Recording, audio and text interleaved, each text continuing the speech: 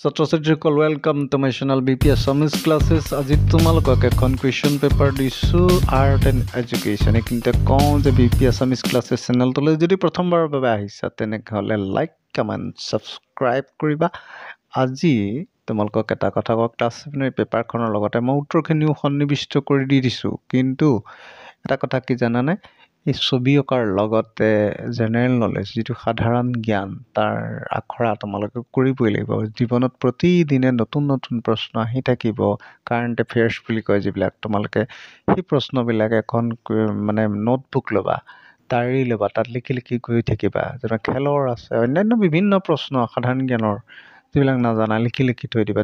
মানে পেপাৰ পঢ়িবা, টিভিত বা গুগলত চাৰ্চ কৰিলেও পাবা।